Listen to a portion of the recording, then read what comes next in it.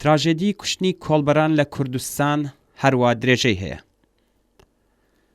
هەفتەی ڕابردوو سروش ڕەحمانی کۆڵبەرێکی تازەلاوی 15 ساڵ تەمەنی خەڵکی گوندی هانە گەرمڵی سەر بە شارستانی پاوە پاش کوژرانی چەند سەرقاترەکەی لەلایەن هێزەکانی سەرسنوورەوە کۆتایی بە ژیانی خۆی هێنا. سروش کە ماڵەکەی لە گرەوی بانکدا بووە و باوکی تووشی شێرپەنجە بووە، ئەم قاترانەی بە قەرز وەرگرت بوو تا بتوانێ کار بکات و خەرجی بنەماڵەکەی دابین بکات. هەواڵی دڵتەزێنی خۆکوژی ئەم تازەلاوە کووردە بۆ جارێکی دیکە زەحمەتکێشانی سەرسنووری کوردستان و ناوچە کوردنشینەکانی بەرەو ڕووی کارەسات و ژانێکی تازە کردەوە. بەپێی راپۆرتەکانی کۆڵبەر نیوز، تەنیا لە مانگی خەرمانانی ئەم ساڵدا هێزە ئینتزامیەکانی سەرسنوورەکانی کوردستان بە تەقەی ڕاستەوخۆ 15 کۆڵبەریان کوشتووە و 144 کەسیشیان بریندار کردووە. هەروەها 12 کەس بەهۆی تەقینەوەی مین و 4 کەس لە ڕووداوەکانی هاتوچۆدا بەهۆی دابڕان و شوێنکەوتنی هێزەکانی ڕەژیم بریندار بوون و یان گیانیان لەدەستاوە.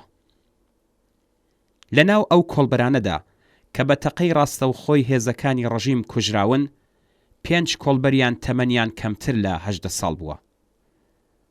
هەروەها کۆڵبەرێکیش بەهۆی سەرما بردووی گیانی خۆی لەدەستاوە.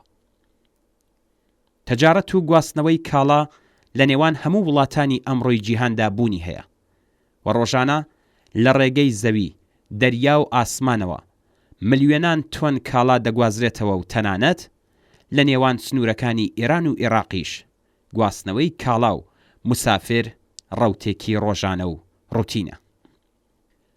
بەڵام حکوومەتی ئیسلامی ئێران بە ئەنقەس دەروازە سنووریەکانی لە کوردستان بەستووە و میلیتاریزەی کردوون و هێزە ئەمنیەتی و نیزامیەکانی ڕەژیم بێجگە لەوەی کە خۆیان شەریکی سەرەکی تجارەتی ڕسمی نێوان ئەم دوو بەشەی کوردستانن، بەرەو خەڵکی زەحمەتکێشیش کە بۆ دابینکردنی ژیانێکی مەمرۆمەژی لەم سنوورە دژوار و کوێستاناویانەدا لە هەوڵی مەرگ و ژیاندان ڕاستەوخۆ تەقە دەکەن و هەموو ڕۆژێ بنەماڵە و کۆمەڵێک ئینسان داغدار دەکەن. کۆڵبەر نان دەرهێنەری بنەماڵە، منداڵ، باوک یان دایک، خوشک یان برای کەسێکە و مەرگ و برینداربوونی هەموو ڕۆژەی کۆڵبەرێک کارە ساتێکی قەرەبوو نەکراوەیە لە یەک یان چەند بنەماڵە لە گوندێک و یان لە گەڕەکێکی پراوێز نشینی شارێک. کۆڕۆنا، بێکاری، گرانی، نائەمنی شوێنی کار جەماوەرێکی هەرچی زیاتری بەرەو کۆڵبەری بردووە. حکوومەتی ئیسلامی کە توانای دابینکردنی پیشە و ئەمنیەتی خەڵکی نییە، کۆڵبەریشی کردووەتە قەتڵگای خەڵکی زەحمەتکێشی کوردستان بە جۆرێک کە هەموو ڕۆژێ و هەموو هەفتەیەک شایەدی گیان بەختکردن و برینداربوونی ژمارەیەکی زیاتری کۆڵبەرانین لە کوردستان. بێکاری بەرین لە ناوچە کوردنشینەکانی چەند ئوستان لە غەربی ئێران جەماوەرێکی بەرینی ناچار بە کاری کۆڵبەری کردووە. کۆڵبەران بێجگە لە داهاتی کەم لەگەڵ دژواریەکانی هەڵگرتنی بار، شوێنی سەخڵەت و سەرما و گەرما، لەگەڵ مەیدانەکانی مین و تەقەی هێزەکانی کۆماری ئیسلامی بەرەوڕوون. کۆڵبەری کار نییە، کوێیلەتی مۆدێرن لە بارودۆخی سەدەکانی ناوەڕاستدایە. هەژاری و بێکاری زیاتر لە دەیان هەزار کەس لە پیاوان و ژنان و پیران و منداڵان و تەنانەت کەسانێک کە نەخۆشن و ویان بەشێک لە جەستەیان لەدەستداوە ناچاری کردوون کە ڕوو بکەنەوە کۆڵبەری. کۆڵبەران لەلایەن چەند توێژەوە زوڵمیان لێ دەکرێت.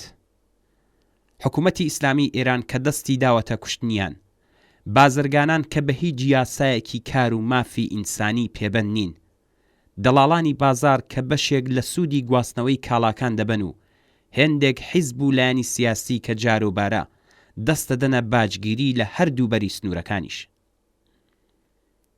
جۆراوجۆربوون و بەرینایی ئەو خەڵکەی کە دەستە دەنە کۆڵبەری خۆی نیشانەی قوڵبوونی قەیرانی بێکاری لە کوردستانە. کرێکارانی کۆچبەر کە بەهۆی نەخۆشی کۆڕۆنا و داخرانی شرکەتەکان چیتر وەک ڕابردوو ناچنە دەرەوەی کوردستان و ڕوو دەکەنە کۆڵبەری؟ خوێندکارانی خاوەن بڕوانامەی زانکۆ کە دانامەزرێن، ژنانێک کە نان دەرهێنەری بنەماڵەی خۆیانن، کچانێک کە برایەکیان لە ماڵێدا نییە، نەخۆشانێک کە بۆ دابینکردنی هەزینەی ژیان و خەرجی کەمەرشکێنی دەرمان و دوکتور ناچار بوون کۆڵبەری بکەن، زەحمەتکێشانی ناوچە سنووریەکان کە بێجگە لە میلیتاریزم و مینچاندن هیچ پشتیوانیەکیان لەلایەن ڕژیمەوە نەبینیوە، بە ساڵاتچوانێک کە نەم و چەی خانەنشینیان هەیە و نەبیمەی بێکاری، هەر هەمویان بە ناچار ڕوویان کردوتە کۆڵبەری. هەڵسوکەوتی هێزە نظامی و ئەمنیەکانی ڕژیم لەگەڵ کۆڵبەرانی کوردستان نمونەی کردەوە و هەڵسوکەوتی هێزێکی داگیرکەرە کە ئاگاهانە و بە قەستی کوشت تەقەلا کۆڵبەران دەکەن، سەرمایە و کاڵاکانیان لێ تاڵان دەکەن و تەنانەت ئەسپ و قاترەکانیان لێ دەکوژن و بەکردەوە دەبنە هۆکاری خۆکوژی تازەلاوێکی وەک سروش ڕەحمانی. دابینکردنی بیمەی بێکاری بۆ کۆڵبەران تا کاتێک کە کاری گونجاو و ئەمن دەبینەوە دەتوانێت کۆتایی بە کارەساتی کۆڵبەری بێنێت. دیفاع لە کۆڵبەران و مافی ئینسانی، دادگاییکردنی هۆکار و بەرپرسانی تەقەکردن لە کۆڵبەران، دابینکردنی خەسارەت و هەزینەی دەوا و دەرمانی کۆڵبەرانی بریندار، دیفاع لە حورمەت و کەرامەتی ئینسانی و ناڕەزایەتیە دژ بە جەنایەتی حکوومەتی ئیسلامی لە ناوچە سنووریەکانی کوردستان.